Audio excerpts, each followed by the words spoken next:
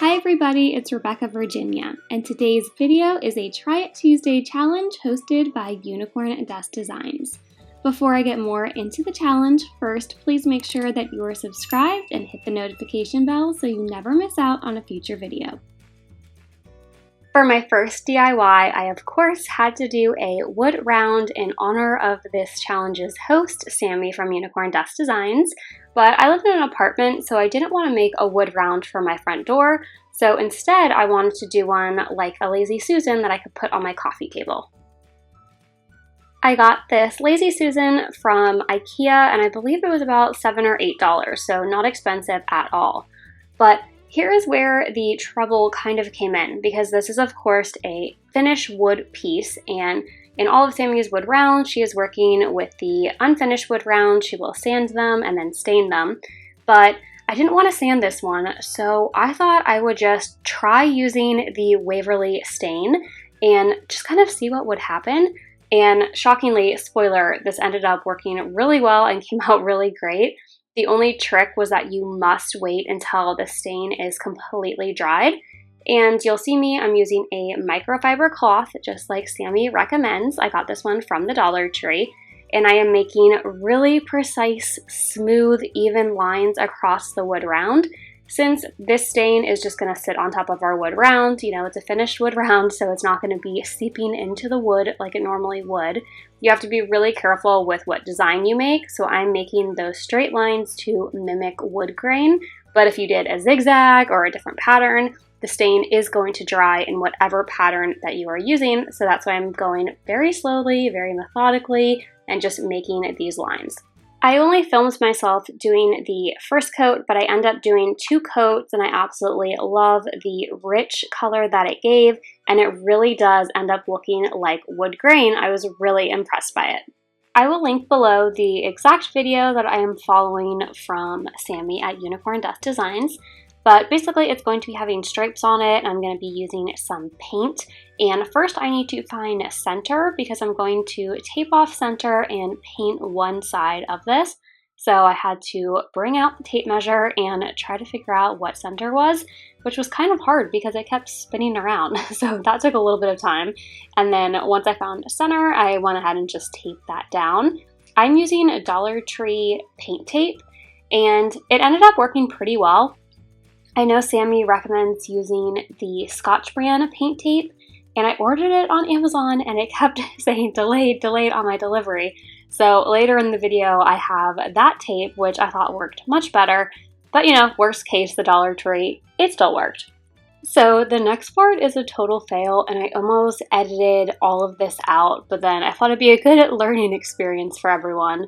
So Sammy uses a paint roller to apply her paint on her wood rounds, but all I had was this paint one from the Dollar Tree. And I thought all paintbrushes were created equal, but apparently they are not, because I went ahead and put some paint on it. It was just a paint sample that I got for free at Home Depot. And I started rolling it on, and it wasn't going amazing, but you know, still did the job. And here's when I realized, oh no, there are hairs in my wood round.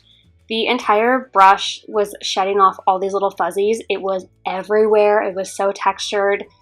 It was a disaster. Luckily, the paint hadn't dried yet, and I very quickly ran and got a wet paper towel, and I was able to start over, start anew, and the stain stayed on.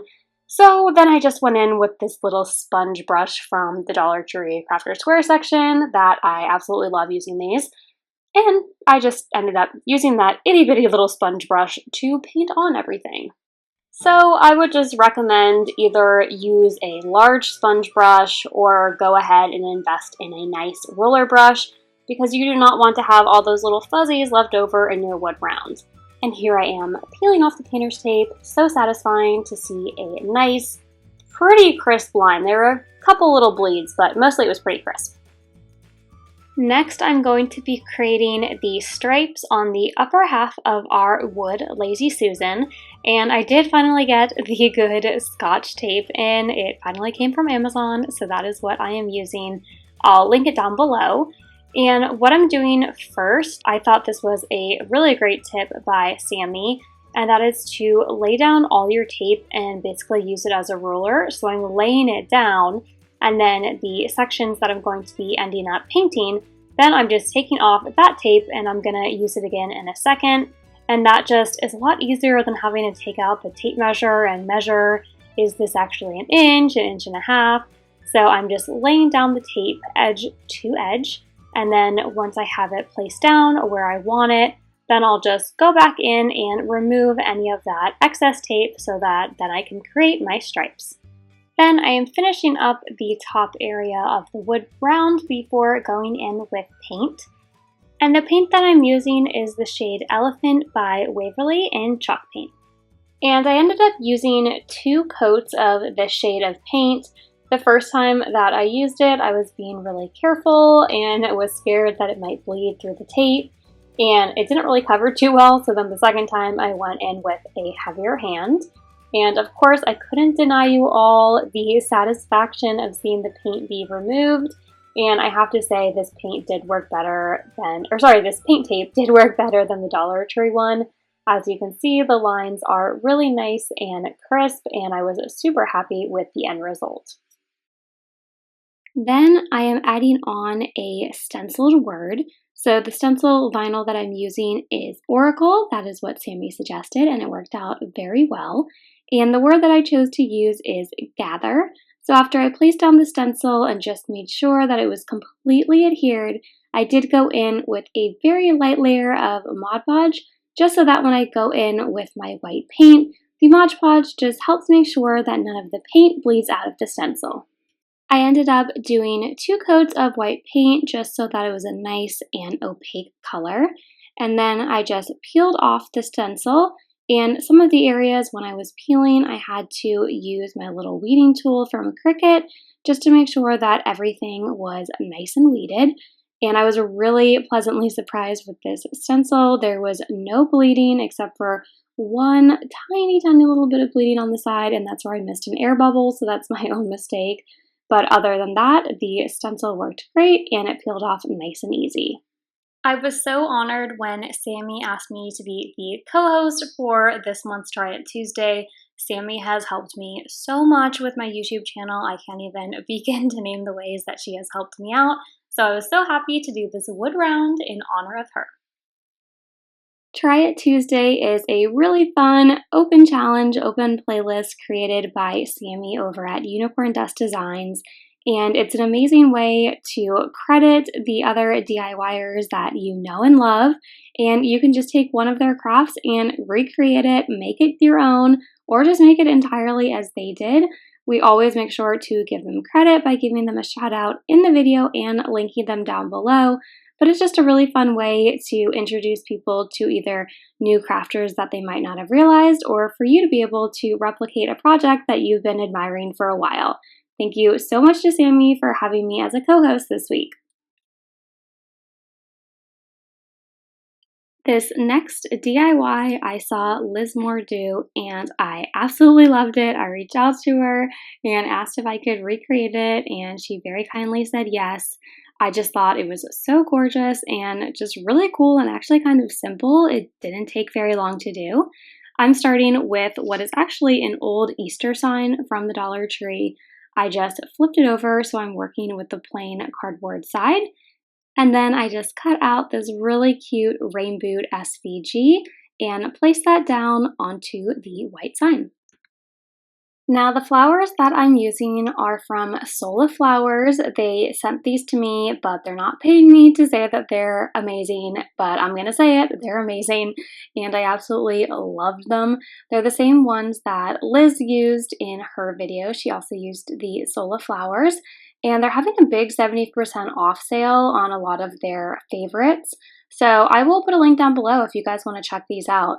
But they're so cool because they're wood flowers, but they're really soft and like malleable. I was just amazed by them when they came, and they come in a whole assortment of colors, or if you wanted to make your own, they have plain ones and you can buy the dye. But I thought they worked so perfect with these rain boots, and I really liked the idea of the little flowers popping out of our rain boots. Since the flowers were really the focal point of this entire DIY, I just kept the exact same jute hanger that the sign originally came with. So I just popped that through the holes and I was done. Thank you so much to Liz for giving me this idea and letting me share her DIY. For this next DIY, I am taking inspiration from my friend Corie over at Crafted by Corie. I saw her do this a couple of months ago, I believe, and it's a pressed flower DIY. And I thought it was so cute, I had it in the back of my mind to want to do on my own. So I thought Try It Tuesday was the perfect time to try it out. I'm painting these gold frames in a dark gray color called Elephant by Waverly and then letting them dry. These frames from the Dollar Tree come with 2 pieces of glass, so it is perfect for pressing flowers. Then I just picked 3 pansies that I liked the coloring of the most and took off the backing and then cut it off so that it was a bit more flush.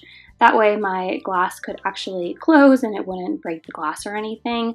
So I'm just peeling that off and then cutting off the back and then arranging them. And once I had them arranged in a way that I liked, I took the top pane of glass and put it over our pressed flowers. And the last step is just putting our glass panes back into the frame. You want to be careful with this just because it will be a little bit more 3D because we did put some flowers in there, and then you just close it down. Also, Corie had added a little bloom vinyl decal in the corner that I thought was really cute, so I did the same thing with some lavender colored vinyl. The last DIY for Try It Tuesday is one by Bethadilly here on YouTube. She does mainly Cricut tutorials, but she got so many questions on her really cute desk pad that she also made a video on how to make it. So this desk pad is from IKEA, and I showed you what the name of it was. I definitely cannot pronounce that, but that is what it's called if you're looking at IKEA. And then I took some Dollar Tree wrapping paper, and all that I'm doing is putting little bits of packing tape on the edges of the desk pad, and then I put it on top of the really pretty Dollar Tree wrapping paper. And then I'm just cutting around the edges and you have a super cute desk pad that looks like something that you would find at Target. I think it looks so high-end and you can change it out for the seasons. It's just wrapping paper and a little bit of tape, no glue or anything. So if you want to have one for every holiday, you can just change out the wrapping paper. Thanks for watching. I'll have a new video out next Thursday. Until then, keep searching, keep creating.